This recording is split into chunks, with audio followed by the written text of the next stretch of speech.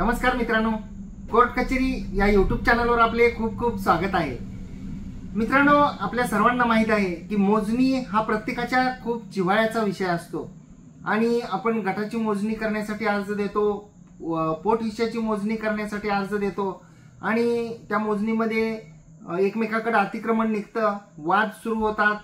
तर या मोजणीबाबत जे आहेत ते काही नियम आहेत आणि कोणती मोजणी कशी करावी याबाबत शासनाची परिपत्रक सुद्धा आहेत। आपण आपल्या कोर्ट कचेरी या यूट्यूब चॅनलच्या माध्यमातून आपण या परिपत्रकात जे आहेत त्याबद्दल वेळोवेळी माहिती देत असतो। आज सुद्धा आपण एका परिपत्रकाबद्दल माहिती देणार आहे आणि ते परिपत्रक जे आहे ते पोट हिश्श्याची मोजणी करण्याच्या संदर्भामध्ये शासनाचं काय परिपत्रक आहे याबद्दल आज आपण बोलणार आहोत। तर मित्रांनो, व्हिडिओला स्किप करू नका, व्हिडिओ शेवटपर्यंत पहा, म्हणजे आपल्याला या परिपत्रकामध्ये नेमकं काय म्हटलेलं आहे हे आपल्याला जाणून घेता येईल। व्हिडिओ थोडासा मोठा होईल, परंतु आपण शेवटपर्यंत पाहिलं तरच यामध्ये जे आहे ते नेमकं काय म्हटलेलं आहे हे आपल्याला समजेल। मित्रांनो, या परिपत्रकाचं जे टायटल आहे, जे हेड नोट आहे, ती हेड नोट अशी आहे की भूमापन क्रमांकाच्या उपविभागाची मोजणी करण्याच्या कार्यपद्धतीबाबत। म्हणजे जेव्हा एखाद्या गटाची मोजणी होते आणि त्या गटाचे जे उपविभाग असतात, बऱ्याच वेळा आपल्याला माहित आहे की आपण काय करतो की कलम 85 प्रमाणे वाटप करून घेतो किंवा वेगवेगळे दस्त होतात आणि त्या दस्ताच्या आधारे जे आहेत ते 7/12चे उतारे वेगळे होतात।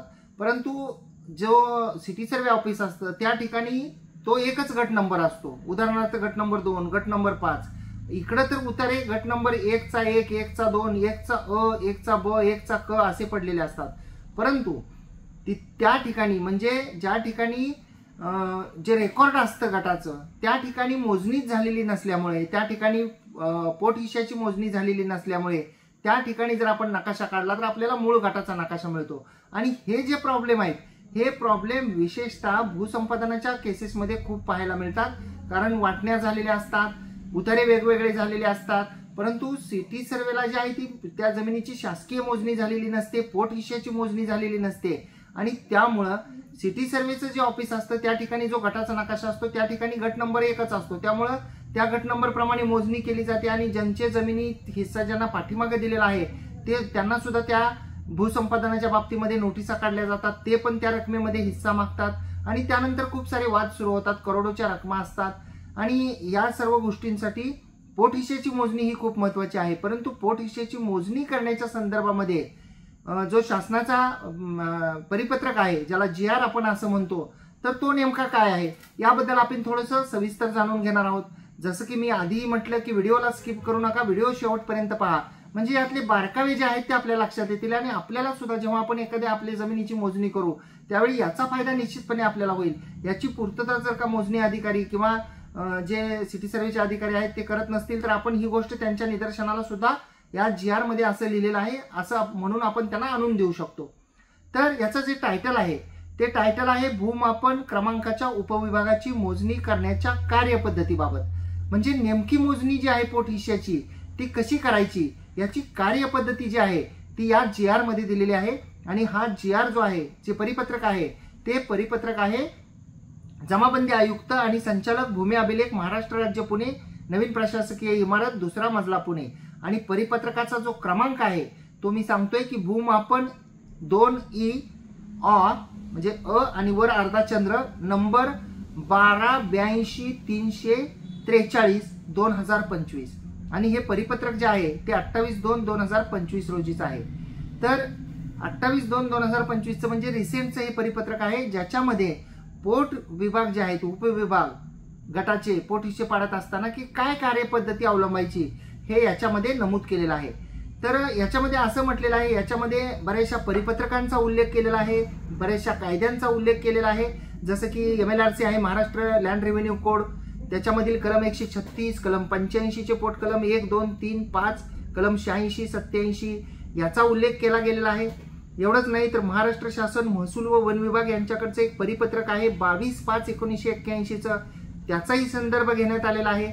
तसंच जे जमाबंदी कार्यालय आहे, जमाबंदी आयुक्त यांचे कार्यालय आणि संचालक भूमी अभिलेख महाराष्ट्र राज्य पुणे यांच्याकडचे एक परिपत्रक आहे 29/9/18 रोजीचं, त्याचा उल्लेख आहे। 18/11/19 रोजीच्या परिपत्रकाचा उल्लेख आहे आणि 22/12/23 रोजीच्या परिपत्रकाचा उल्लेख आहे.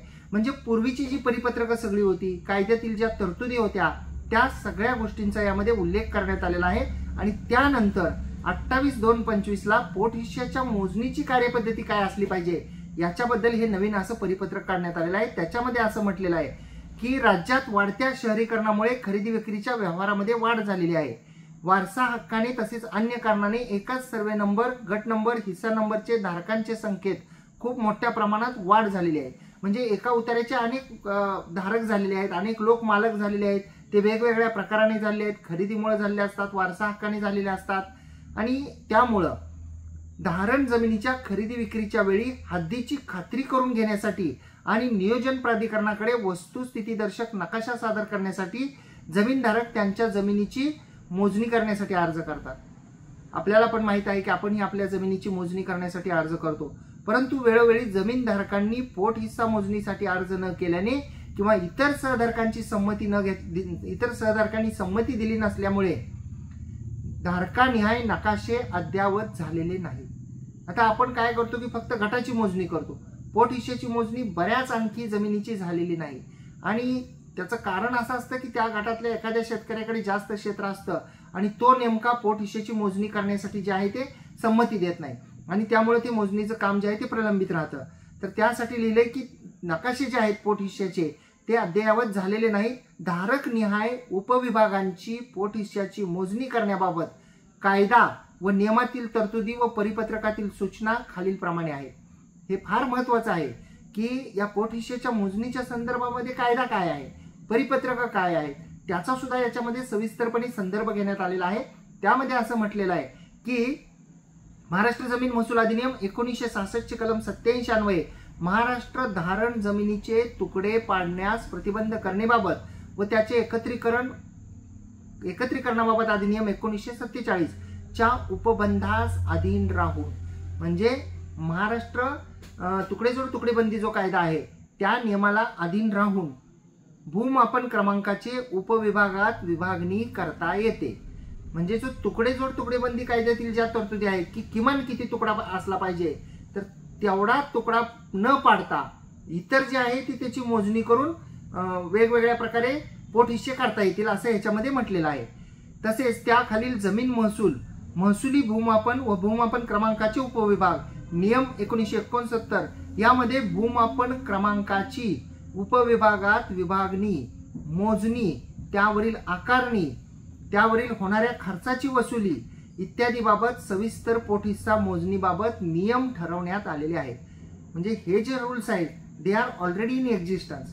त्याच्यामध्ये पुढे असं म्हटलेलं आहे की या कार्यालयाकडील परिपत्रक क्रमांक भूमापन 3 वि नो क्र 211/218 दिनांक 29/9/2018 अन्वये पोट हिस्सा मोजणीसाठी भूमापन क्रमांकातील किंवा उपविभागातील सर्व सहहिस्सेदाराची संमती नसल्यास, जो आपला मेन प्रॉब्लेम असतो की एक गट असतो त्याच्यामध्ये वेगवेगळ्या खरेद्या होतात किंवा एखादी व्यक्ती ते गटधारक मयत होते, त्यांच्या वारसांची नावं लागतात, त्यातले एखादे वारस कुणाला तरी एखादी मिळकत विक्री करतात, काही बक्षीसपत्र देतात, असे वेगवेगळे प्रकार करतात. आणि ज्यावेळी त्या गटामध्ये अनेक सहहिस्सेदार जेव्हा येतात त्यावेळी जेव्हा आपण मोजणी पोट हिश्श्याची आपल्या हिश्श्याची करण्यासाठी आपण अर्ज देतो किंवा संमती मागतो त्यावेळी ते संमती देण्यास नकार देतात, कारण त्यांच्याकडे क्षेत्र जास्त असतं आणि आपल्याकडे क्षेत्र कमी असतं. आपल्याला माहित असतं की आपल्याकडे क्षेत्र कमी आहे, वहिवाटीला कमी भरतंय, तर या परिस्थितीमध्ये काय करायचं, तर ते तर संमती देत नाहीत गटातील इतर शेतकरी. तर त्या परिस्थितीमध्ये नियम काय आहे त्याचा उल्लेख याच्यामध्ये करण्यात आलेला आहे. त्यामध्ये असं म्हटलेलं आहे की पोट हिस्सा मोजणीसाठी जे मी आता परिपत्रक सांगितलं 29/9/18 रोजीचं की पोट हिस्सा मोजणीसाठी भूमापन क्रमांकातील किंवा उपविभागातील सर्व सहधारकांची संमती नसल्यास पोट हिस्सा मोजणीचा अर्ज स्वीकारणे व त्यानुसार मोजणीची कारवाई करून अभिलेख दुरुस्ती करण्याच्या कारवाईमध्ये एक वाक्यता राहावी, म्हणजे एक सुसूत्रता असावी. यासाठी पोट हिस्सा मोजणीच्या कार्यपद्धतीमध्ये सुधारणा करण्याबाबत सूचना निर्गमित करण्यात आल्या होत्या. तशा प्रकारचं म्हणजे जे प्रॉब्लेम ग्राउंड लेवलला फेस झालेले आहेत, ही एखादा शेतकरी जो आहे तो शेतकरी संमती देत नाही, गटातला आपला जो पोट हिश्श्याचा शेतकरी असतो तर तो काय करतो की संमती देत नाही, कारण त्याच्याकडे क्षेत्र जास्त असतं.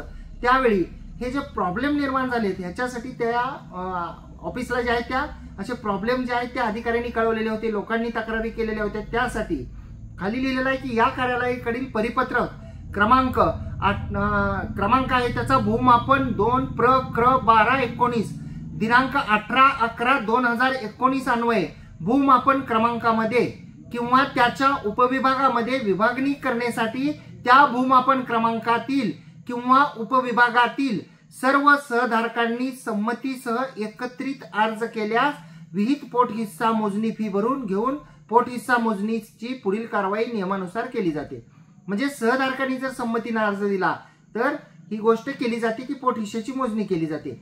एकाच सर्वे नंबर, हिस्सा नंबर, गट नंबर चे 7/12 सदरी धारकांची संख्या जास्त असल्याने व त्यांचे नकाशे स्वतंत्र नसल्याने मोजणी वेळी हद्दी व क्षेत्राबद्दल होत असलेले वाद कमी करण्यासाठी सध्याचे प्रचलित नियम, शासन निर्णय व परिपत्रक यामधील तरतुदी विचारात घेऊन भूमापन क्रमांकाचे उपविभागाची मोजणी करण्याच्या कार्यपद्धतीमध्ये सुधारणा करण्यासाठी खालील स्वयंस्पष्ट सूचना देण्यात येत आहेत. म्हणजे या GR मध्ये वरील सर्व गोष्टींचा जे आहे ते उल्लेख केलेला आहे आणि याच्यामध्ये असं म्हटलेलं आहे की खालील प्रमाणे स्वयंस्पष्ट सूचना ज्या आहेत त्या देण्यात येत आहेत. म्हणजे सूचना ज्या आहेत त्या क्लिअर देण्यात आल्या आहेत की खालील प्रमाणे जे आहे ती यापुढे पोट हिस्साची मोजणी केली पाहिजे. तर मित्रांनो, आपण या GR मध्ये ज्या भूमापन क्रमांकाच्या उपविभागाची म्हणजे पोट हिस्साची जी मोजणी आहे त्याच्या करण्याच्या कार्यपद्धतीबद्दल जे आहेत ते काय सूचना दिलेल्या आहेत याबद्दल आपण जाणून घेऊया. त्याच्यामध्ये म्हटलेलं आहे मोजणी अर्जाबाबत. तर अर्ज कसा करायचा याच्याबद्दल सुद्धा याच्या GR मध्ये स्पष्टपणे लिहिलेलं आहे. तर अर्जाबाबत, मोजणी अर्जाबाबत एकाच सर्वे नंबर, गट नंबर, हिस्सा नंबर मध्ये एकापेक्षा अधिक सहधारक असल्यास कोणत्याही सहधारकास अगर हितसंबंधितास संपूर्ण सर्वे नंबर, गट नंबर, हिस्सा नंबरची मोजणी करावायची असल्यास ई मोजणी आज्ञावलीमध्ये हद्द कायम मोजणी प्रकारात या वैयक्तिक धारण क्षेत्राची मोजणी करावायची असल्यास पोट हिस्सा मोजणी प्रकारात अर्ज करावा. म्हणजे एखाद्या व्यक्तीला जर का पोट हिस्सा मोजणीची जर का मोजणी करावायची असेल तर असं म्हटलेलं आहे की संपूर्ण सर्वे नंबर, गट नंबर, हिस्सा नंबरची मोजणी करावायची असल्यास ई मोजणी आज्ञावलीमध्ये हद्द कायम मोजणी प्रकारामध्ये, या प्रकारामध्ये आणि वैयक्तिक धारण क्षेत्राची मोजणी करावायची असल्यास म्हणजे जे स्वतःचा तुकडा आहे त्याच्यामध्ये तर त्याची मोजणी करायची असल्यास पोट हिस्सा प्रकारामध्ये, पोट हिस्सा मोजणी प्रकारामध्ये अर्ज दाखल करावा. म्हणजे त्या आपल्या अर्जामध्ये असं स्पष्टपणे लिहावं की पोट हिस्साची मला मोजणी करायची आहे. त्यानंतर दुसरा जो कॉलम आहे त्याच्यामध्ये असं म्हटलेलं आहे की मोजणी करावयाचे क्षेत्रास महाराष्ट्र धारण जमिनीचे तुकडे पाडण्यास प्रतिबंध करणे बाबत व त्याचे एकत्रीकरण अधिनियम 1947 मधील प्रमाणभूत क्षेत्राबाबतच्या प्रचलित तरतुदी लागू राहतील. म्हणजे हा पोट हिस्सा करत असताना तुकडेजोड तुकडेबंदी कायद्याचं उल्लंघन होणार नाही याची सुद्धा दक्षता घेतली जाईल. त्या तरतुदी ज्या आहेत त्या या पोट हिस्सेच्या मोजणीला लागू राहतील असं यामध्ये म्हटलेलं आहे. पुढे त्यामध्ये असं म्हटलेलं आहे की ई मोजणी आज्ञावलीमध्ये मोजणी अर्जासोबत पूर्ण सर्वे नंबर, गट नंबर, हिस्साचे सर्व सहधारक, लगतधारक व मोजणी करावयाच्या जागेचे चतुर्सीमाधारक यांचे नाव, पत्ते व भ्रमणध्वनी क्रमांक ही माहिती भरावी. हे फार महत्वाचं आहे की आपण ई मोजणीचा जेव्हा अर्ज दाखल करतो, आपल्याला माहिती आहे की ऑनलाईन ऍप्लिकेशन सुरू झाले आहेत, तर त्याच्यामध्ये पूर्ण सर्वे नंबर किंवा जो काही गट नंबर आहे तो गट नंबर, हिस्साचे सर्व सहधारक म्हणजे त्या उतार्यावर जे कोणी लोकांची नावं आहेत, जे जे सहधारक आहेत त्यांची नावं, लगतधारक, त्या मिळकतीच्या चतुर्सीमेमध्ये कोण कोण लगतधारक आहेत आणि मोजणी करावयाच्या जागेचे चतुर्सीमाधारक, मूळ गटाचे जे आहेत चतुर्सीमेमध्ये कोण कोण आहेत. एवढंच नाही तर ज्या पोट हिस्साची आपल्याला मोजणी करायची आहे तर त्या पोट हिस्साच्या जी जागा आहे, जी जमीन आहे, तर त्याचे चतुर्सीमाधारक म्हणजे एक गट आहे त्याचा आपल्याला आपल्या हिस्सेची मोजणी करून घ्यायची आहे पोट हिस्साची, तर त्याच्या पूर्वेला कोण आहे, पश्चिमेला कोण आहे, दक्षिणेला कोण आहे, उत्तरेला कोण आहे, यांची नावे, पत्ते व त्यांचे मोबाईल नंबर देणे बंधनकारक आहे असं यामध्ये म्हटलेलं आहे. आणि पुढं चौथ्या कॉलममध्ये असं म्हटलेलं आहे की ई मोजणी आज्ञावलीमध्ये मोजणी अर्जासोबत खालील कागदपत्रे अपलोड करावी. मोजणी अर्ज ज्याच्यामध्ये वरील प्रमाणे गोष्टी केल्यानंतर त्याच्यामध्ये जे आहे ते पुन्हा कोणकोणती कागद अपलोड केली पाहिजे त्या अर्जासोबत हे सुद्धा यामध्ये लिहिलेलं आहे. मोजणी करावयाचे जागेचे नोंदणीकृत खरेदी खत किंवा हक्क संपादनाचा पुरावा, म्हणजे आपल्याला ती मिळकत कोणत्या हक्काने मिळाली, वारसाने मिळाली, वाटपाने मिळाली, एखाद्या न्यायालयाच्या आदेशाने मिळाली, महाराष्ट्र जमीन महसूल अधिनियम कलम 85 प्रमाणे वाटप करून मिळाली का खरेदी खताने मिळाली. तर आपल्याला जी काय मिळकत मिळाल्याचं मालकीचा जो कागद आहे, खरेदी खत किंवा हक्क संपादनाचा पुरावा, मग आपल्याला हक्क ते कोणत्याही प्रकारे मिळो, बक्षीसपत्राने मिळो, मृत्यूपत्राने मिळो, वारसा हक्काने मिळो, खरेदीने मिळो, तर त्याबाबतचा आपल्याला हक्क संपादित कसे झाले, मिळाले कसे, त्याचा पुरावा जो आहे तो दाखल करावा. खरेदी खत किंवा इतर काही फेरफार असतील की आपल्याला वाटप मिळालेला आहे, एखादा आदेश असेल, एखादं बक्षीसपत्र असेल तर तो दस्त सुद्धा अपलोड आपल्याला करावा लागणार आहे. आणि पुढे जो दुसरा डॉक्युमेंट दिलेला आहे तो म्हणजे मोजणी करावयाच्या जागेचे ML फाईल किंवा चतुर्सीमा धारकांचे नावासह कच्चा मोजणी नकाशा. तर आपण आपल्या जागेचा एक कच्चा मोजणी नकाशा करायचा आहे, त्याच्यामध्ये चतुर्सीमा धारकांची नावं लिहायची आहेत आणि नकाशा अर्जदाराच्या स्वाक्षरीसह PDF किंवा JPEG या ही फाईल करून PDF करून हा नकाशा कसा पाहिजे की हस्ताक्षर कच्चा नकाशा पाहिजे. त्याच्यामध्ये जे आहे ज्या जागेची पोटहिशेची मोजणी करायची आहे त्याचा कच्चा नकाशा काढून चतुर्सीमेतील धारकांची नावं लिहून तो PDF किंवा JPG फाईल मध्ये अपलोड करायचा आहे असं म्हटलेलं आहे. पुढे असं म्हटलेलं आहे की परिशिष्ट 1 मध्ये नमूद केल्याप्रमाणे प्रमाणपत्र. तर या GR च्या खाली एक परिशिष्ट आहे आणि ज्यामध्ये प्रतिज्ञापत्राचा नमुना दिलाय तोही मी आपल्याला सांगणार आहे.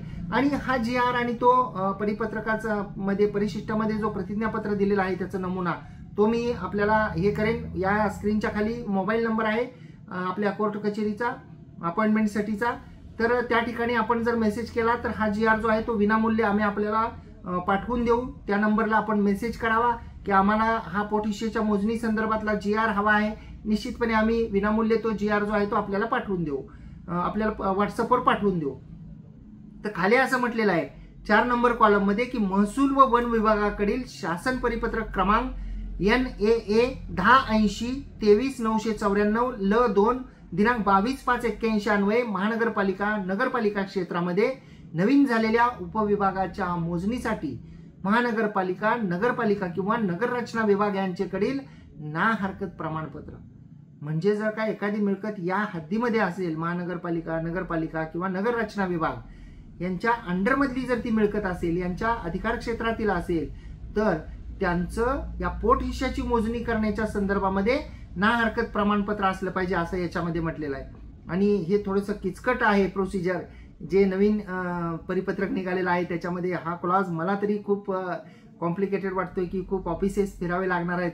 आणि मोजणी करावयाच्या जागेचे प्रत्यक्ष जागेवरील वहिवाटीच्या पक्क्या खुणा जसे की बांध, तारेचे कुंपण, दगड, भिंत, वहिवाटीचे क्षेत्र इत्यादी बाबीचे मोजणी अर्ज भरण्यापूर्वीचे 15 दिवसाचे कालावधीतील तारीख व वेळ दर्शवणारे डिजिटल छायाचित्र म्हणजे इमेज. म्हणजे या मोजणी अर्जासोबत कोणकोणती कागदपत्र मागितलीत पहा. आपण पहिला कागद पाहिला की हक्क संपादनाचा पुरावा, जसं की खरेदी खत, बक्षीसपत्र, वारसा हक्काने मिळाले असेल तर त्याचा साड किंवा आपल्याला वाटपाने मिळाले असेल तर तो आदेश, फेरफार. दुसरा आपण पाहिलं की आजूबाजूचे जे लोक आहेत त्यांच्या नावासह ज्या पोटहिश्याची मोजणी करायची आहे त्यांच्या नावासह एक कच्चा नकाशा काढायचा आणि तो PDF किंवा JPEG फाईलमध्ये अपलोड करायचा. त्यानंतर एक प्रतिज्ञापत्र मागितलेलं आहे. आणि या 4थ्या कॉलम मध्ये जर का ती पोटहिस्सा ज्या पोटहिश्याची आपण मोजणी करून मागतोय तर तो पोटहिस्सा जर का महानगरपालिका नगरपालिका क्षेत्रामध्ये किंवा नगररचना विभाग यांच्या हद्दीमध्ये असेल तर त्यांचं ना हरकत प्रमाणपत्र मागितलेलं आहे. आणि 5वं जे शेवटचं डॉक्युमेंट आहे, कागद आहे, तर तो मागितला आहे की मोजणी करावयाच्या जागेचे प्रत्यक्ष वहिवाटीच्या पक्क्या खुणा. म्हणजे आपली जागा जिथे नेमकी आहे तर त्याचे फोटोग्राफ्स आणि त्या ठिकाणी जर का तारेचं कुंपण असेल, बांध असेल, काही पक्क्या खुणा असतील की दगड असतील, दगडाची भिंत असेल, वहिवाटीचे क्षेत्र याबद्दल मोजणी अर्ज भरण्यापूर्वी 15 दिवसाच्या कालावधीतील तारीख आणि वेळ याच्यासह जे आहे ते फोटो काढून सुद्धा अपलोड करा असं याच्यामध्ये म्हटलेलं आहे. म्हणजे जुने फोटो आपण काढले उदाहरणार्थ, तर ते जुने फोटो जे आहेत ते चालणार नाही, त्याच्यामध्ये तारीख आणि वेळ पाहिजे असं म्हटलेलं आहे. तर मोजणी अर्ज आणि एवढी सगळी कागदपत्रे जी आहेत ते आपल्याला ऑनलाईन अपलोड करावे लागणार आहेत पोट हिस्सेच्या मोजणीसाठी. आणि पुढं मोजणी अर्ज प्राप्त झाल्यानंतर जे आहे ती काय कारवाई करायची याबद्दल सुद्धा नियम जे आहेत ते यामध्ये दिलेले आहेत. त्यामध्ये असं म्हटलेलं आहे की सर्व संबंधित लगतधारक सहधारक यांना किमान 15 दिवस मुदतीच्या रजिस्टर पोस्टाने नोटिसा काढाव्या आणि ई चावडी आज्ञावलीवर प्रसिद्ध कराव्यात. त्या अनुषंगाने महाराष्ट्र जमीन महसूल अधिनियम 1966 मधील कलम 230 मधील तरतुदीनुसार कारवाई करावी. म्हणजे याच्यामध्ये मोजणीच्या नोटिसा ज्या आहेत त्या मोजणीपूर्वी किती दिवस या संबंधित लगतधारकांना आणि सहधारकांना दोघांनाही, त्या गटातील जेवढे लोक आहेत त्यांनाही आणि त्या चतुर्सीमेतील जे आहेत लोक, गटाच्या चतुर्सीमेतील आणि पोट हिस्सेच्या चतुर्सीमेतील, तर त्या सर्वांना 15 दिवस मुदतीच्या नोटिसा, म्हणजे जी नोटीस मिळणार आहे एखाद्या लगत शेतकऱ्याला तर ती मोजणीच्या तारखेच्या आधी 15 दिवसाची पाहिजे आणि तीही रजिस्टर पोस्टाने पाहिजे असं यामध्ये म्हटलेलं आहे. याचं कारण असं आहे की आम्हाला नोटीसच मिळाली नव्हती, मोजणी कधी झाली आम्हाला माहीत नाही, मोजणी आमच्या परस्पर झाली, आम्हाला ती मान्य नाही, या सगळ्या त्रुटी ज्या आहेत त्या भरून काढण्याच्या उद्देशानं रजिस्टर पोस्टाची नोटीस आणि त्यासोबतच 15 दिवस आधी मुदतीची नोटीस यामध्ये या परिपत्रकामध्ये नमूद करण्यात आलेली आहे. आणि पुढे जर आपण पाहिलं तर मोजणी करावयाच्या हिस्स्याचे क्षेत्राचे चतुर्सीमाधारक यांना नोटीस रुजू झाल्याबाबत पोस्टाची पोच व ट्रॅक रिपोर्ट प्रकरणी सामील करावा. कोणत्याही परिस्थितीत, हे खूप महत्वाचं वाक्य आहे, या परिपत्रकामधील सर्वात महत्वाचं वाक्य आहे की कोणत्याही परिस्थितीत नोटीस बजावल्याखेरीज मोजणी करण्यात येऊ नये. म्हणजे मोजणीदार किंवा संबंधित ऑफिस यांनी गटातल्या सहधारकांना, जे चतुर्सीमेतील लोक आहेत त्यांना फक्त पाठवल्या नोटिसा रजिस्टर पोस्टाने आणि त्याची पोच आली नाही आली याची खातरजमा न करता, त्यांना नोटीस मिळाली नाही मिळाली याची खातरजमा न करता नेमलेल्या तारखेला गेले आणि मोजणी करून आले, तरी सुद्धा ती मोजणी जी आहे ती त्रुटीपूर्ण मोजणी होणार आहे. जर का हा रूल आपण पाहिला तर त्याच्यामध्ये स्पष्ट असं म्हटलेलं आहे की नोटीस रुजू झाल्याबाबत पोस्टाची पोच व ट्रॅक रिपोर्ट प्रकरणी सामील करावा. या पोट हिस्स्याच्या मोजणीचं जे प्रकरण आहे तर त्या प्रकरणामध्ये संबंधितांना रजिस्टर पोस्टाने नोटिसा दिलेल्या आहेत आणि त्या त्यांना मिळालेल्या आहेत. हे त्याचे जे पुरावे आहेत, पोस्टाची परतपावती किंवा ऑनलाईनचा ट्रॅक रिपोर्ट जो आहे तो याच्यामध्ये सामील करावा असं यामध्ये स्पष्टपणे निर्देश दिले आहेत. पुढे स्पष्ट असा निर्देश दिलाय की नोटीस बजावल्याशिवाय जे आहे संबंधितांना त्याच्या पोच त्या फाईलला लावल्याशिवाय मोजणी करू नये. म्हणजे अधिकाधिक पारदर्शीपणा जो आहे तो मोजणीच्या प्रकरणामध्ये आणण्याचा या परिपत्रकाने प्रयत्न केला आहे. हा खूप सुंदर असा नियम आहे आणि खूप सुंदर, याच्याने खूप सारा विलंब, खूप सारे कॉम्प्लिकेशन, खूप सारे वाद हे टाळणार आहे. मला नोटीसच मिळाली नव्हती, मला एक दिवस आधीच नोटीस मिळाली, त्या दिवशी मी गावाला गेलो होतो, मला माहीतच नाही कधी मोजणी झाली, या सर्व गोष्टी ज्या आहेत त्या टाळणार आहेत. आणि परस्पर जे आहे लगत शेतकऱ्याच्या मोजणी करून घेण्याचा जर प्रयत्न कोणी केला तर तो सुद्धा होणार नाही, कारण नोटीस बजावल्याखेरीज मोजणी करण्यात येऊ नये असं यामध्ये स्पष्टपणे लिहिलेलं आहे. पुढचा नियम एक आणखी महत्वाचा आहे. त्यामध्ये असं म्हटलेलं आहे की अर्जदार यांनी परिशिष्ट 2 मध्ये नमूद केल्याप्रमाणे मोजणी करावयाच्या जागेवर दर्शनी भागात जागेचा तपशील व मोजणी दिनांक याबाबतचा फलक मोजणी दिनांकापूर्वी किमान 7 दिवस अगोदर लावणे बंधनकारक आहे. जे अर्जदाराने काय करायचं आहे की परिशिष्ट 2 एक दिलेला आहे या GR च्या खाली की त्याप्रमाणे मोजणी जिथं करायची आहे त्या ठिकाणी दर्शनी भागावर एक फलक लावायचा आहे आणि तोही मोजणीच्या तारखेच्या आधी 7 दिवस लावायचा आहे आणि तो लावणे हे अर्जदारावर बंधनकारक करण्यात आलेलं आहे.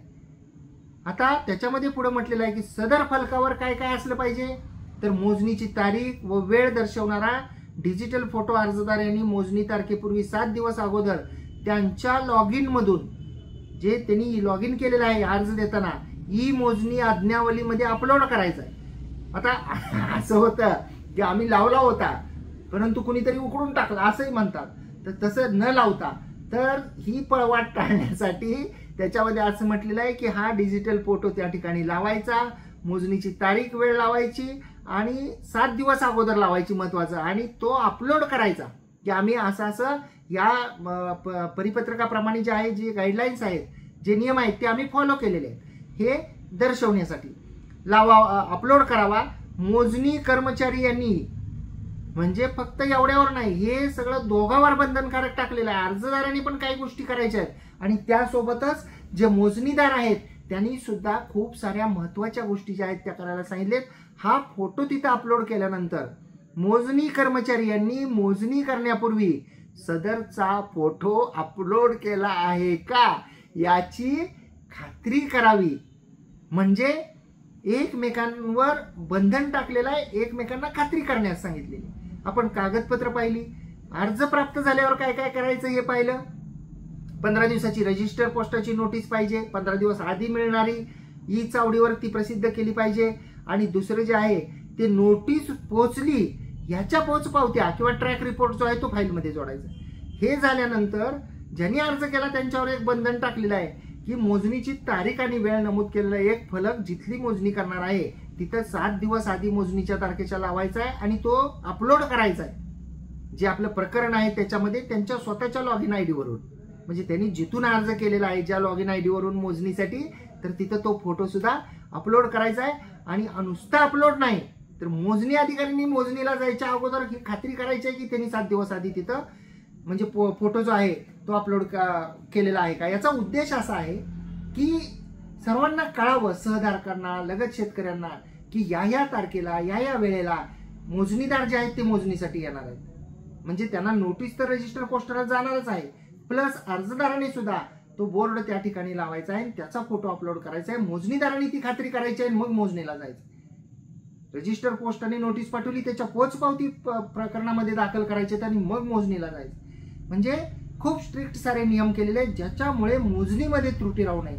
आपल्याला हे नियम हार्ड वाटत असतील, किती गुंतागुंत केलेली आहे असं वाटत असेल, परंतु आपण जर एक बारीक गोष्ट ह्याच्यामध्ये पाहिली तर या ठिकाणी प्रत्येक नियमामध्ये तारीख आणि वेळ असं नमूद केलेलं आहे. की आपण तारीख आणि वेळ का नमूद करायची आहे, तर जे नियम ह्याच्यामध्ये घालून दिलेले आहेत तर ते मुदतीत, वेळेत तंतोतंत त्याचं पालन झालेलं आहे का, तर हे सुद्धा पाहिलं जाईल. आणि जर का लेट झालेला असेल तर मात्र मग पुन्हा मोजणी सदोष झाली म्हणून तक्रारी ज्या आहेत त्या उद्भवू शकतील. म्हणून या नियमांमध्ये वेळ आणि तारीख जी आहे ती स्पष्टपणे नमूद केलेली आहे मित्रांनो. आणि आपण जर पाहिलं मोजणीच्या वेळी, ऍक्च्युली जेव्हा मोजणीच्या दिवशी मोजणीदार त्या ठिकाणी जातील तर मोजणीदारांनी काय केलं पाहिजे याबद्दल सुद्धा या परिपत्रकामध्ये सविस्तरपणे नमूद करण्यात आलेलं आहे. आपण पाहतो खूप साऱ्या तक्रारी असतात की मोजणीदार आले, फक्त त्यांनी पाहणी केली, त्यांनी मोजणीच केली नाही, ऑफिसमध्ये बसून नकाशा तयार केला, नकाशा चुकीचा तयार केला, अतिक्रमण चुकीचं दाखवलं, अतिक्रमण कमी दाखवलं, अतिक्रमण जास्त दाखवलं, मी अतिक्रमण केलेलं नसताना माझ्यामध्ये अतिक्रमण आहे असं दाखवलं. खूप साऱ्या गोष्टी कॉम्प्लिकेशन्स असतात. हे टाळण्यासाठी या परिपत्रकामध्ये मोजणीच्या वेळी प्रत्यक्ष काय कारवाई करायची आहे याचा सुद्धा उल्लेख यामध्ये केलेला आहे. याचे सुद्धा नियम घालून देण्यात आले आहेत. त्यामध्ये असं म्हटलेलं आहे की या कार्यालयाकडील 28/2/2007 रोजीच्या सूचनाप्रमाणे मोजणी करावयाच्या जागेस प्रत्यक्ष जागेवरील बांध, तारेचे कुंपण, दगडाची भिंत, वहिवाटीचे क्षेत्राच्या हद्दीच्या खुणा इत्यादी असतील तरच मोजणी करण्यात यावी. म्हणजे काही ना काही तिथं जुन्या खुणा ज्या आहेत त्या दिसल्या पाहिजेत. अर्जदार व लगतधारक यांनी सर्वसंमतीने वहिवाटीचे क्षेत्र दाखवून समक्ष हद्दीच्या खुणा करून घेतल्यास त्याप्रमाणे मोजणी करावी. जर सर्वांची संमती असेल तर प्रॉब्लेम येणार नाही. मोजणी वेळी अर्जदार व मोजणी करावयाच्या जमिनीचे हिश्श्याचे चतुर्सीमाधारक अथवा त्यांचे अधिकृत प्रतिनिधी हजर असणे बंधनकारक आवश्यक असेल. लगतधारक उपस्थित राहतील याची जबाबदारी अर्जदार यांच्यावर आहे. पुढे असं म्हटलेलं आहे की 1/1/2000 रोजीचे परिपत्रकातील सूचनांप्रमाणे मोजणीच्या वेळी संबंधितांचे हस्तलिखित, दिनांकित, स्वतःच्या हस्ताक्षरात दिनांक टाकून सही करून जबाब घेऊन उपस्थितांचे पंचनामे नोंदवून अपलोड करावे. आपण तिथं गेलात तर त्यांच्या हस्ताक्षरामध्ये लिहायचं की आम्ही हजर होतो, त्यांच्या सह्या घ्यायच्या, तारखा टाकायच्या आणि पंचनामा सुद्धा करायचा आणि ते त्या प्रकरणामध्ये मोजणीदारांनी अपलोड करायचं असं यामध्ये नमूद केलं आहे. मोजणी वेळी नमुना नंबर 4 गुणाकार बुकाचे सर्व रकाने भरून त्यावर संबंधितांच्या स्वाक्षऱ्या घेऊन ते अपलोड करावे. आपल्याला माहित आहे की गुणाकार बुक जे आहे ते जागेवर सोडवतात, त्या ठिकाणी जे आहे ते रकाने सगळे भरा, म्हणजे कोऱ्या ह्याच्यावर सह्या घेऊ नका, त्या ठिकाणी रकाने भरा. प्रत्यक्ष मोजणी केल्यानंतर असे डायरेक्शन सुद्धा मोजणी अधिकारी यांना आहेत आणि ते अपलोड सुद्धा करायचंय गुणाकार बुक. पुढे त्यामध्ये असं म्हटलेलं आहे की मोजणी GNSS रोवर्स या आधुनिक यंत्राद्वारे करून अक्षांश रेखांशासह कोऑर्डिनेट मोजणी नकाशा तयार करून अपलोड करावा. म्हणजे नकाशा सुद्धा कसा करायचा आहे की आधुनिक यंत्रानं करायचा आहे. जे रोवर मशीन आहे GNSS रोवर्स, आपल्याला माहित आहे की सध्या मशीननी मोजणी चालू आहे, तर त्याने मोजणी केल्यानंतर अक्षांश रेखांश सुद्धा त्या नकाशामध्ये दाखवायचा आहे असं यामध्ये म्हटलेलं आहे. आणि तो नकाशा तयार करून तो अपलोड करायचा आहे त्या फाईलमध्ये, त्या प्रकरणामध्ये. मोजणी करताना त्याच क्षेत्राची किंवा लगत क्षेत्राची सदर सर्वे नंबर, गट नंबर, हिस्सा नंबर मधील इतर क्षेत्राची यापूर्वी मोजणी झाली असल्यास मोजणी प्रकरणातील हद्दी संबंधीचा तपशील विचारात घ्यावा. जर उदाहरणार्थ लगत शेतकऱ्याची पूर्वी मोजणी झालेली असेल आणि त्या ठिकाणी मोजणीच्या हद्दी खुणा असतील, तर त्या हद्दी खुणा सुद्धा ही जी नवीन ज्या पोटीशीची आपण मोजणी करताय तर ती करत असताना विचारात घ्याव्यात असं यामध्ये म्हटलेलं आहे. पुढे त्यामध्ये असं म्हटलेलं आहे की मोजणी करावयाच्या गट नंबर, सर्वे नंबर अथवा पोट विभागाचे मूळ अभिलेख व नकाशामध्ये रस्ता दाखवलेला असेल तर किंवा महाराष्ट्र जमीन महसूल अधिनियम 1966 चे कलम 143, मामलेदार न्यायालय अधिनियम 1906 चे कलम 5 नुसार आदेश, सक्षम प्राधिकरण किंवा नियोजन प्राधिकरण किंवा सक्षम न्यायालय यांचेकडील आदेशाने स्वयंस्पष्ट मोजमापाचा परंतु सदर आदेशाप्रमाणे सातबारा अधिकार अभिलेख सदरी नोंद असलेला रस्ता मोजणी नकाशावर दर्शवण्यात यावा. हे पहा किती महत्वाचं कलम क्लॉज यामध्ये टाकलेला आहे. काय टाकलेलं आहे की मोजणी करायचा गट नंबर असेल किंवा सर्वे नंबर असेल किंवा पोट विभागाचे मूळ अभिलेख असेल आणि नकाशामध्ये रस्ता दर्शवलेला असेल किंवा महाराष्ट्र जमीन महसूल अधिनियम मधील जे 143 कलम आहे नवीन रस्ता मागणीचं त्याच्याप्रमाणे आदेश झाला असेल, कलम 5 प्रमाणे मामलेदार ऍक्टच्या माननीय तहसीलदार साहेब यांनी आदेश केलेला असेल की एखाद्या ठिकाणी रस्ता आहे आणि त्या रस्त्याला वहिवाटीला हरकत अडथळा करू नये, किंवा जे कोणी सक्षम प्राधिकरण असतील, नियोजन प्राधिकरण असतील किंवा दिवाणी न्यायालयामध्ये एखाद्या ठिकाणी रस्ता आहे हे सिद्ध झालेला असेल तर ही मोजणी करत असताना सदर आदेशाप्रमाणे सातबारा अधिकार अभिलेख सदरी नोंद असलेला, उतार्यावर एखादी नोंद आहे रस्त्याची तर तो रस्ता सुद्धा या मोजणीच्या नकाशावर दाखवावा असे स्पष्ट निर्देश जे आहेत ते याच्यामध्ये आहेत मित्रांनो.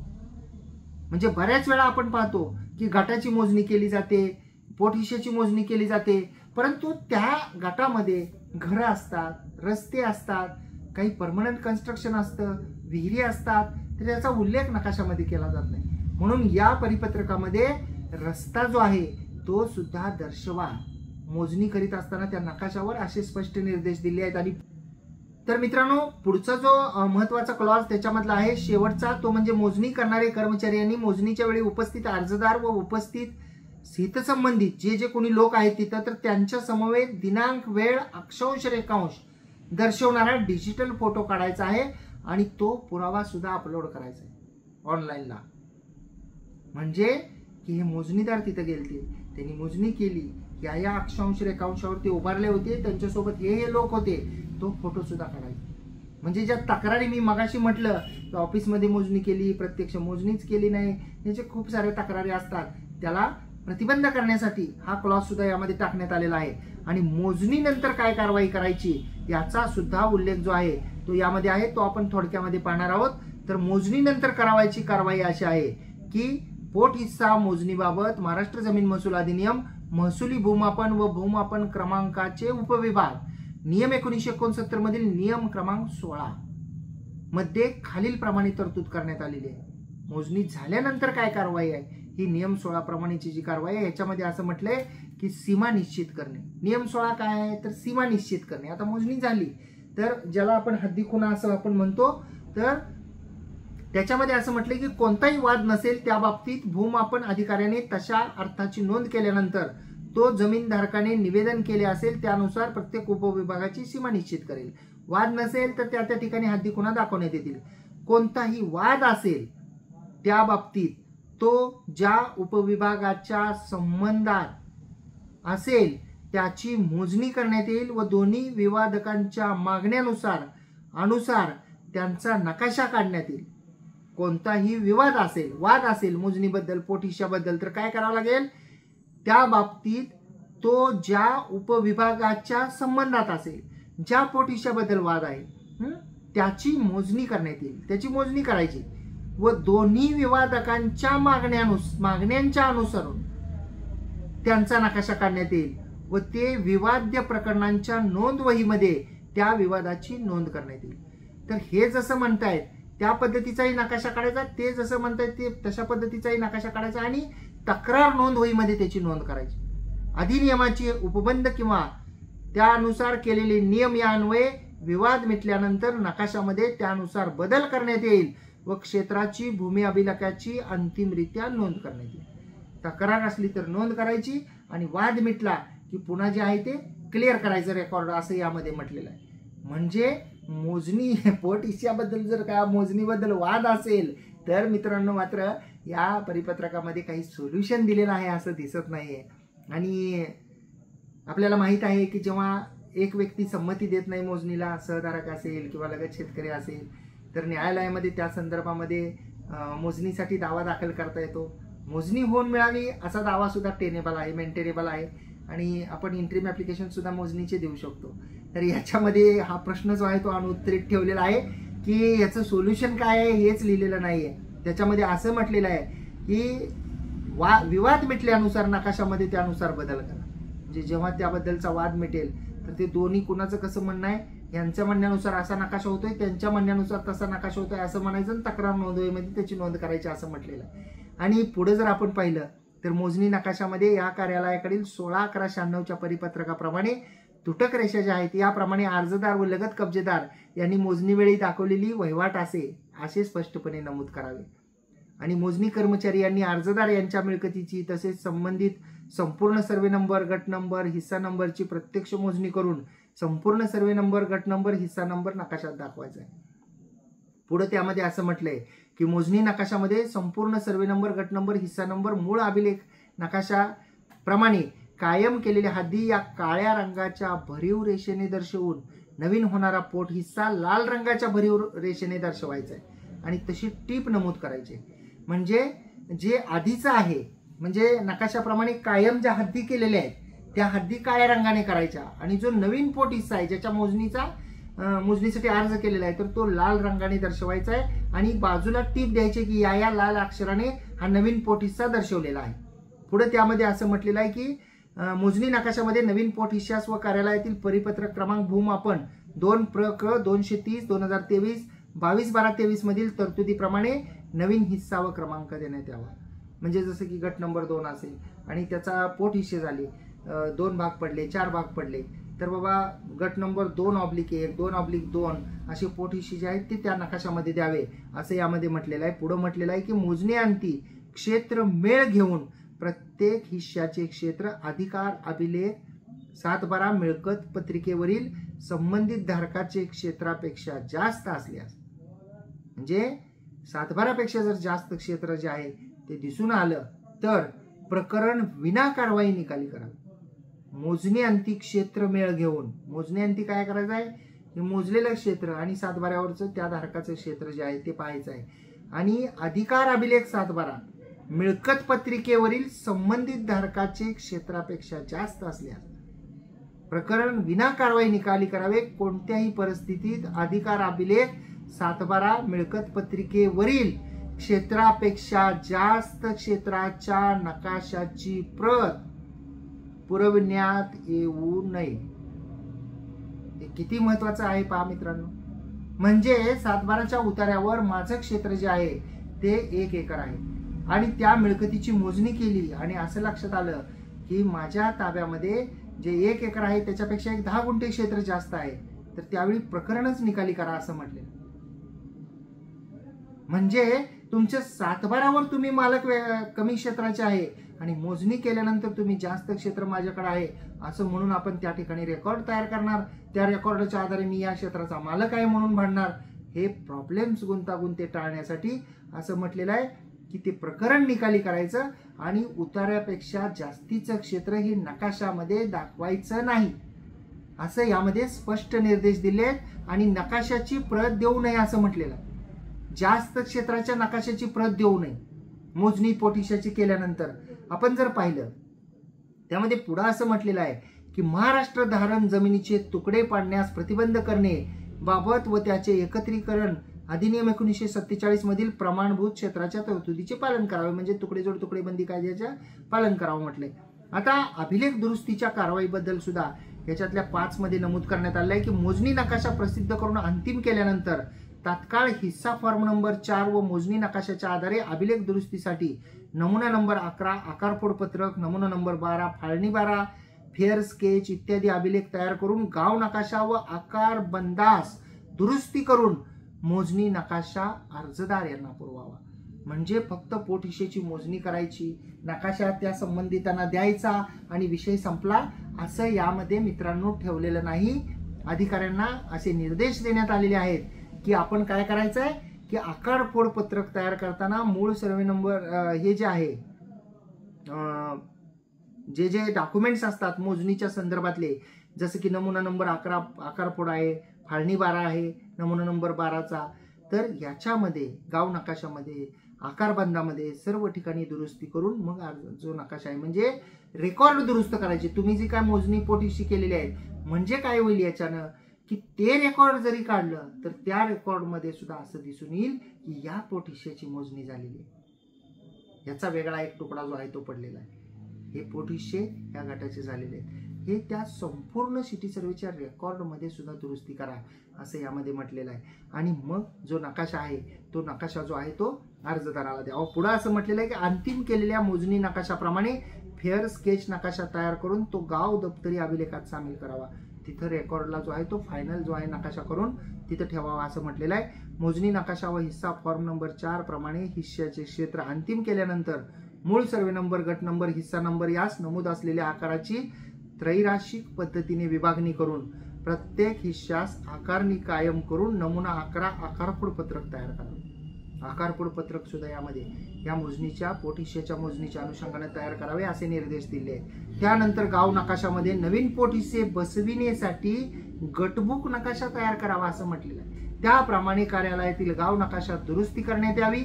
म्हणजे पोटहिस्से नुसते फक्त नकाशे करून ठेवायचे नाहीत तर गाव नकाशे सुद्धा पोटहिश्यामध्ये दुरुस्त करा असं म्हटलं. म्हणजे एखाद्याने गाव नकाशा काढला तर एका गटाचे एवढे एवढे पोटहिस्से झालेले आहेत असं स्पष्टपणे त्यामध्ये दिसून येईल. आणि पुढे जे आहे म्हटलेलं आहे की आकारबंदामध्ये संबंधित सर्वे नंबर, गट नंबरला नोंद घेऊन आकारबंद अद्ययावत करावा. नमुना 11 आकारफोड पत्रक तयार झाल्यानंतर त्याप्रमाणे नमुना नंबर 12 फाळणी 12 तयार करून गटबुक नकाशासह संबंधित सक्षम प्राधिकाऱ्याकडे अधिकार अभिलेख दुरुस्तीसाठी पाठवावे. म्हणजे या मोजणी फक्त नुसती करून थांबलेले नाहीयेत या परिपत्रकानं, तर संपूर्ण रेकॉर्ड जे आहे ते गटफोड करा. कुणीही कुठलंही रेकॉर्ड काढलं तर याची मोजणी झाली आणि याची गटफोड झालेली आहे हे सर्वांना कळावं असं यासाठी हे संपूर्ण रेकॉर्ड दुरुस्त करा असं म्हटलेलं आहे. आणि शेवटी त्याच्यामध्ये असं म्हटलेलं आहे पुढं की हरकत प्राप्त झाल्यानंतर काय करायचं हे सगळ्यात महत्वाची गोष्ट आहे. कारण बऱ्याच वेळा जे आहे ते खूप साऱ्या हरकती ज्या आहेत त्या प्राप्त होतात. ही मोजणी मान्य नाही, चुकीची झालेली आहे, अशा प्रकारच्या खूप साऱ्या हरकती ज्या आहेत त्या आपण पाहतो. तर त्याच्या संदर्भातली कारवाई सुद्धा यामध्ये दिलेली आहे की मोजणी समयी किंवा मोजणी झाल्यानंतर मोजणी प्रकरण निकाली होण्यापूर्वी, म्हणजे मोजणीचा अर्ज दिला तिथपासून ते हे सगळ्या ज्या आत्ता मी गोष्टी सांगितल्या त्या पूर्ण होईपर्यंत, म्हणजे प्रकरण प्रलंबित असेपर्यंत, निकाली व्हायच्या आधी लगत कब्जेदार अथवा सहधारक यांनी मोजणीबाबत हरकत तक्रार प्राप्त झाल्यास तक्रारीमध्ये नमूद मुद्द्यांच्या अनुषंगाने नियमानुसार तपासणी करावी. सर्व संबंधितांना मोजणी नोटीस बजावण्यात आली आहे का कसे याची खात्री करावी की आपल्या कार्यालयाकडून काही चूक झाली आहे का. मोजणी करणारे कर्मचाऱ्यांनी मोजणी करते वेळी प्रत्यक्ष वहिवाटीच्या खुणा पाहिलीत का, जसं की तारेचं कुंपण, दगड, भिंत याचा आधार घेतलाय का खात्री करावी. जे फोटो काढलेले आहेत त्याची तपासणी करावी. हरकतीच्या अनुषंगाने प्राथमिक पडताळणी करून उपअधीक्षक भूमी अभिलेख, नगर भूमापन अधिकारी यांनी महाराष्ट्र जमीन महसूल अधिनियम 1966 अंतर्गत महाराष्ट्र जमीन महसूल, महसुली भूमापन व भूमापन क्रमांकाचे उपविभाग नियम 1969 कलम 16 मधील तरतुदी व या कार्यालयाकडील परिपत्रक क्रमांक भूमापन 3 V9 क्रमांक 211/2018 29/9/18 मधील सूचना विचारात घेऊन कारवाई करावी. म्हणजे हरकती जर प्राप्त झाल्या तर जे प्रोसिजर या परिपत्रकामध्ये दिलेलं आहे ते फॉलो केलं गेलेलं आहे का, त्याची पूर्ण अंमलबजावणी झालेली आहे का, फोटोग्राफ्स काढलेत का, नोटिसा आलेल्या आहेत का, ती हरकत नेमकी कोणत्या प्रकारची आहे, या सर्व गोष्टी आणि हे नियम याचा विचार करून जे आहे ते त्याबाबत त्या प्रकरणाबद्दल निर्णय घ्यावे. आणि असं म्हटलेलं आहे म्हणजे तो तक्रारी अर्ज फेटाळायचा का मंजूर करायचा का नामंजूर करायचा याचा निर्णय ते संबंधित अधिकारी आहेत त्यांनी घ्यावा असं यामध्ये म्हटलेलं आहे. पुढं अपील आणि फेर तपासणी व पुनर्विलोकन याबद्दल सुद्धा या परिपत्रकामध्ये नमूद केलं आहे की उपविभाग मोजणीनंतर फाळणी बारा फेरफार आधारे 7/12 अधिकार अभिलेखात फाळणी बाराचा रीतसर अंमल घेण्यात आलेल्या प्रकरणी महाराष्ट्र जमीन महसूल अधिनियम कलम 247, कलम 257 व कलम 258 मधील तरतुदी लागू होती. म्हणजे मोजणी झाली पोटहिशाची, त्याप्रमाणे गटाचं विभाजन झालं आणि त्या नोंदीला जर का कोणाचा अपील असेल तर 247 प्रमाणे अपील करू शकतात. 257 रिव्हिजनच्या संदर्भामध्ये आहे. आणि आपण जर पाहिलं तर तसेच उपविभाग मोजणी कारवाई पूर्ण झालेली आहे तथापि फाळणी बाराचा रीतसर अंमल झालेला नसल्यास अशा प्रकरणात वरील परिच्छेद क्रमांक 6.4 नुसार उपाधीक्षक भूमी अभिलेख यांनी कारवाई करून निर्णय देण्याचा आहे. म्हणजे अजून फाळणी बाराचा जर अंमल झालेला नसेल तर उपविभाग जे आहे उपाधीक्षक जे आहेत ते त्यांना अधिकार जे दिलेले आहेत की या अर्जाचं जे आहे ते आपण निकाली करा, योग्य तो न्याय निर्णय द्या, मंजूर करा, नामंजूर करा, पुन्हा मोजणीचा आदेश करा, जे काही योग्य त्यांना वाटते त्यांच्यासमोर आलेल्या पुराव्यावरून तर त्यांना ते अधिकार दिले आहेत. परंतु एकदा अंमल झाला तर त्यानंतर मात्र त्यांचे संपूर्ण जे अधिकार आहेत ते लॅप्स होतात, त्यांना अधिकार राहत नाहीत, वरिष्ठ कोर्टामध्ये अपील दाखल करावं लागतं. आणि त्या संदर्भात तसेच उपविभाग मोजणी कारवाई पूर्ण झालेली आहे म्हणजे मोजणी पूर्ण झाली तथापि फाळणी बाराचा रीतसर अंमल झालेला नसल्यास अशा प्रकरणात परिच्छेद 6.4 मधील उपाधीक्षक यांनी निर्णय घ्यायचा आहे. वरील सूचनांचे काटेकोरपणे पालन करण्यात यावे. तसे न केल्यास या सर्व सूचनांचं काय करायचं आहे, पालन करायचं आहे. आणि असं केलं नाही तर सुद्धा यामध्ये तरतूद केलेली आहे आणि म्हटलेलं आहे की तसे न केल्यास संबंधित अधिकारी व कर्मचारी यांच्या विरोधात महाराष्ट्र नागरी सेवा शिस्त व अपील नियम 1969 अन्वये कारवाई केली जाईल.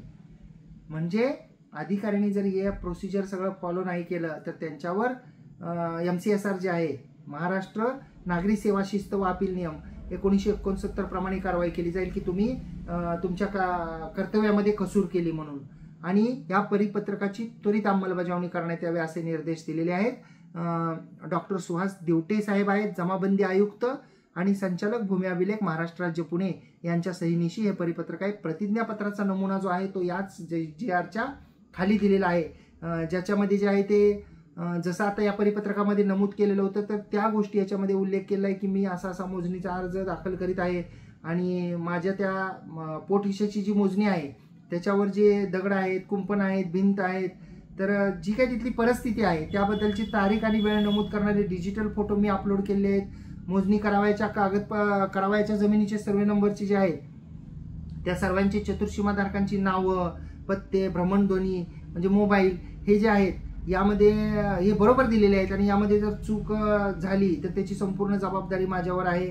आणि जे काही त्यांनी प्रोसिजर दिलेलं आहे तर ते मी कंप्लाय केलेलं आहे, त्याची पूर्तता केलेली आहे अशा प्रकारचं हे ॲफिडेव्हिट आहे. आणि त्यातली माहिती जर खोटी निघाली तर मी कारवाईस पात्र राहीन अशा प्रकारचं हे प्रतिज्ञापत्र आहे. आणि परिशिष्ट 2 जे आहे ते जसं की आपण मगाशी पाहिलं की अर्जदारांनी ज्या ठिकाणचा पोटहिसा मोजणी करायचा आहे त्याच्यामध्ये कोणतं ते पोस्टर लावायचं याबद्दल आहे, त्याच्यामध्ये गट नंबरचा उल्लेख आहे, क्षेत्र आहे, मोजणी अर्जदाराचं नाव आहे आणि किती क्षेत्र जे आहे अर्जदाराचं ते लिहायचं आहे, मोजणीचा दिनांक लिहायचा आहे आणि मोजणी करावयाच्या जागेचे लगत कब्जेदारांनी मोजणीवेळी उपस्थित राहण्याचे आहे असं त्याच्यामध्ये म्हणायचं आहे. आणि या फलकाचा तारीख आणि वेळ दर्शवणारा फोटो हा मोजणीपूर्वी जे आहे ते 2 दिवस अगोदर आज्ञावलीमध्ये अपलोड करायचा आहे. 7 दिवस अगोदर जे आहे हा बोर्ड लावायचा आहे आणि कमीत कमी 2 दिवस आधी तो अपलोड करायचा असं म्हटलेलं आहे. मोजणीदारांनी खात्री करायची आहे की हे सगळं केलेलं आहे का. तर अशा प्रकारे कठोर जे आहेत ते नियम यामध्ये घालण्यात आलेले आहेत. सुसूत्रता आहे, प्रत्येकावर जबाबदारी दिलेली आहे जो अर्ज करतो त्याच्यावरही बंधन घालण्यात आलेलं आहे, ज्यांच्याकडे अर्ज केला त्या अधिकाऱ्यांवरही बंधन घालण्यात आलेलं आहे. त्या अधिकाऱ्यांनी जर का प्रोसिजर फॉलो नाही केलं, पूर्तता नाही केली तर त्यांच्यावर कारवाईच्या संदर्भामध्येही यामध्ये उल्लेख आहे. एवढंच नाही तर जर का चुकीचे पत्ते दिले, चुकीचे मोबाईल नंबर दिले तर त्या अर्जदारावर जबाबदारी टाकण्यात आलेली आहे. म्हणजे खूप सुटसुटीत आणि अतिशय छान असं हे परिपत्रक आहे. मित्रांनो, अपेक्षा करतो की आपल्याला पोट हिश्श्याच्या मोजणी करण्याच्या कार्यपद्धतीच्या संदर्भातलं हे 28 फेब्रुवारी 2025चं नुकतंच काही महिन्यापूर्वी आलेलं शासनाचं हे परिपत्रक जे आहे याच्यातील माहिती आपल्याला आवडलेली असेल तर आपल्याला जर ही माहिती आवडलेली असेल, इथपर्यंत आपण व्हिडिओ पाहिलेला असेल आणि आपल्याला माहिती आवडलेली असेल तर या माहितीला एक लाईक करा, व्हिडिओला शेअर करा, ही माहिती सर्वांपर्यंत पोहोचवा. कारण आपल्याला कायदा माहीत असेल तर आपली फसगत ही जी आहे ती खूप म्हणजे कमी होते. बऱ्याच वेळा आपण असा विचार करतो की मला कायदा जाणून घेऊन काय करायचं आहे, परंतु आपल्याला प्राथमिक माहिती असणं आवश्यक असतं. एखादा कायदा आहे आणि तो जर फॉलो नाही केला गेला तर आपण त्या ठिकाणी ऑब्जेक्शन घेऊ शकतो की या परिपत्रकामध्ये असं नमूद केलेलं होतं, ही गोष्ट फॉलो केली गेलेली नाही आणि त्यामुळे मोजणी चुकीची झालेली आहे, असं आपल्याला ऑब्जेक्शन सुद्धा घेता येतं.